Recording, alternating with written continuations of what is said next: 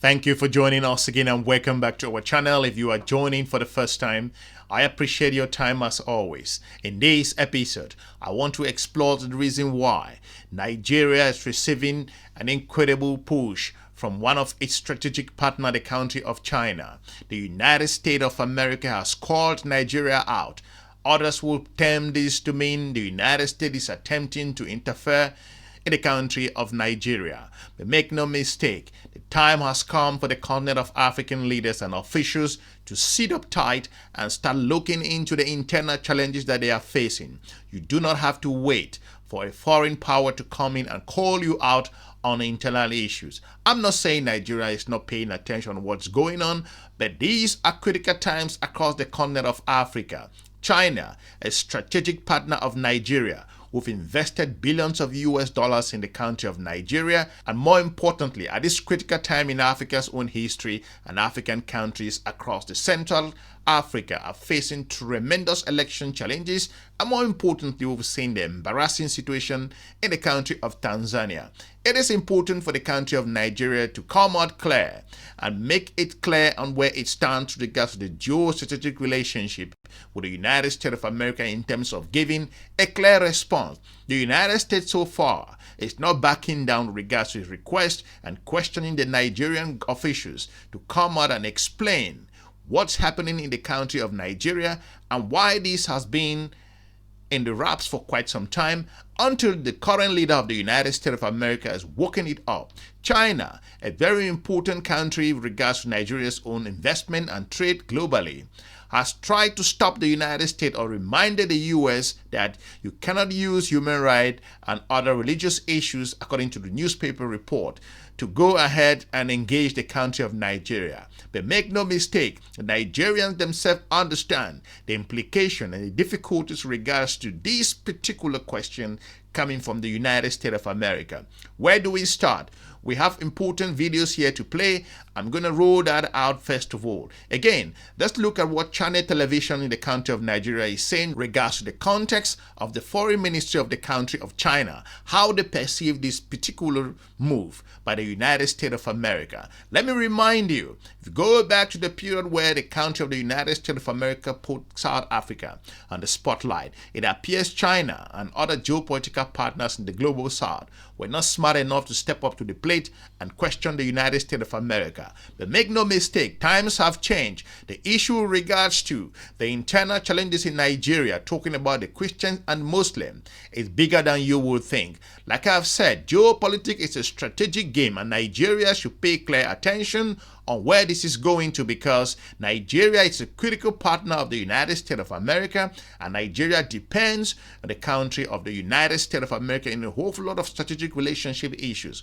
We all know how cozy Nigeria has been with the United States of America. For Mr. Donald Trump to come out clear and reminding the leadership of Nigeria to sit up at the moment, I think it shouldn't be taken as a joke. But first, let's listen to what Channel Television in Nigeria say in regards to this issue, and then we will come into more perspective and play to you what the Nigerian officials themselves are saying in regards to this. Let's roll this clip. China has firmly opposed the United States' use of religion and human rights to meddle in Nigeria's affairs after Washington threatened a possible military action over the alleged killing of Christians in the north. During a news conference in Beijing today, the Chinese Foreign Ministry spokeswoman Mao Ning said religion and human rights is not an excuse to interfere with other countries' internal affairs and threatened them with sanctions and force. She says, as Nigeria's comprehensive strategic partner, China firmly supports the Nigerian government in leading its people on the development path suited to its national conditions. On Saturday, US President Donald Trump threatened Nigeria with possible military action for the alleged killing of Christians, with claims that Christianity is facing an existential threat in Nigeria. He also accused radical Islamists of being responsible for the mass slaughter. The Nigerian officials themselves and the politicians, and more importantly, experts in the country of Nigeria and internationally, understand this issue. It's not about that the United States of America is working it up, then it becomes the headlines. Make no mistake, Context is important here. And like I said in the previous episode, Nigeria has to step up, the so-called giant of Africa, to explain itself and dig deeper into this issue and resolve it pretty clear. I understand sovereignty is so vital in the continent of Africa, whether it's in the Sahel and a whole lot of other countries. But again, if you do not want the foreign partners to start questioning your internal policies and decisions, you better step up and make some decisions like a sovereign nation. This issue has been in the wraps for quite some time, but more importantly, it also has some political implications in the country of Nigeria. In this episode, I got a very important analyst in the country of Nigeria who put it in a context form and also explain why this is not going anywhere soon in the country of Nigeria. And more importantly, the current leadership in the Nigerian administration are being slammed regards to their recklessness in managing this issue, according to the words of one of Nigeria's leading politicians. First of all, let's roll this clip. Now, as the Nigerian government pushes back against President Trump's assertion that Christians are being genocidally killed in Nigeria, the opposition pushes back against the Nigerian government, laying responsibility for the diplomatic crisis between Washington and Abuja squarely at the doorstep of what they called the inept Tinubu administration. A former presidential candidate and chieftain of the PDP, Benga Olawepo Hashim, said the diplomatic standoff reflects what he called the Tinubu government's reckless and self-serving foreign policy, which he said prioritizes personal and political interests over Nigeria's national security and global reputation. How deeply troubling is it, he asks, that 2.5 years after President Tinubu was sworn in, Nigeria does not have ambassadors in many key countries. With the institutional mechanisms for diplomacy paralyzed, he laments that the government has resorted to using what he called a motley crowd of poorly informed operatives and international outlaws pushing shady interests incoherently and dangerously. Which categories of Nigerians need to die in staggering numbers before the government acknowledges the evidence of complicity and failure to protect its citizens? To let you know why this is not going anywhere soon so far, Nigerian officials understand the entanglement that they do have with the country of the United States of America, and Mr. Donald Trump coming out clear and reminding the officials in Nigeria where this is sitting.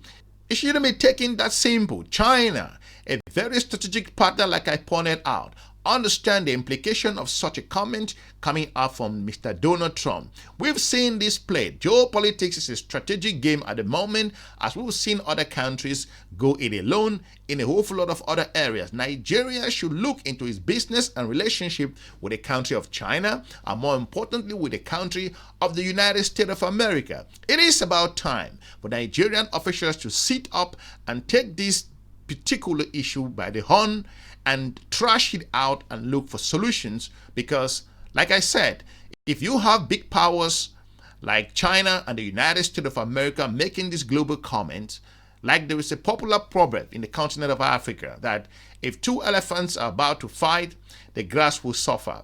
Let's go to a Nigerian politician who understands this particular context, who lambasted the government of Nigeria at the moment and reminded them of their foreign policy implications on this issue. Let's roll the clip. Well, for more on this, I'm joined now in the studio by the PDP chieftain and former presidential candidate, Benga Olawepo Hashim. Thank you very much indeed for coming in. I'm very grateful that you invited me. Well, we're very grateful that you're here. How big a deal is this row with Donald Trump? What are your concerns about it? To start with, Nigerians ordinarily don't like foreign intervention. And that was why early in the independence days, when the British Anglo Defence Pact with Nigeria was suggested, students all over the campuses were the first to be on the streets to protect against it. And I came from that student tradition of student leadership. So ordinarily, as Nigerians, we don't like foreign intervention. Now, but this is not the major point here. The major point we must not lose sight of is that this is about killings in staggering numbers in the country, and failure of the leadership to offer protection for the people, whether they are Muslims or Christians or enemies. This is not the substance that we're dealing with here. And statistics on the ground, even from the Federal Office of Statistics, federal government agency, shows that in the first half of this year, the numbers of killing associated with kidnappings and all this violence has doubled as against the number you had throughout 2024. That is, in 2025, the first 6 months number doubled the number of killings in 2024. Well, the government says that its statistics show that the numbers are coming Well, down. I don't know what statistics they're talking about, because this is from the Federal Office of Statistics. Amnesty International's report, which is quite credible, you know, they have no reason to play politics with statistics in Nigeria, reveals that in the past 2 years, 10,215 people have been killed in violence related to activities of terrorists. 80% in 2 states, Plateau and Benue. And what is the faith that is predominant in those 2 states? Christians. And who are these terrorists? So, depending on who is interpreting the data, if it's a Christian interest group that is pushing the narrative, it's so easy to say, if you had 10,200 people killed and 8,000 of them were Christians, that is a Christian genocide. And if the actors that were perpetrating the violence were predominantly Muslim and jihadis, it's very easy to say it's a genocide against Christians.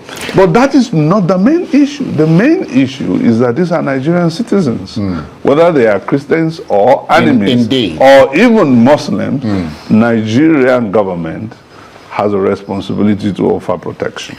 These are amazing times across the continent of Africa as Africa continues to observe a new wave of youths who are coming out and questioning the ruling class in a whole lot of areas. More importantly, at this time, African countries should pay attention in their internal challenges, because we cannot be talking about our global perspective and putting our own point out there if you cannot handle and manage your internal challenges. More importantly, we've seen regional organizations across the continent of Africa go mute each time there is a bigger problem. Nigeria is at a crossroad at the moment. These are amazing times across the country, and more importantly, this has never been before that a strategic partner has called them out.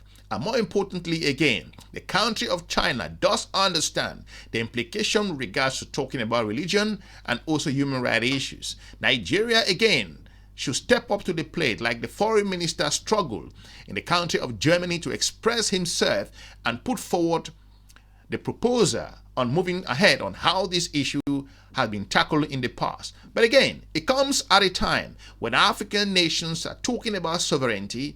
They have to come up clear and face their own nationals and address issues without putting everything in the political sense.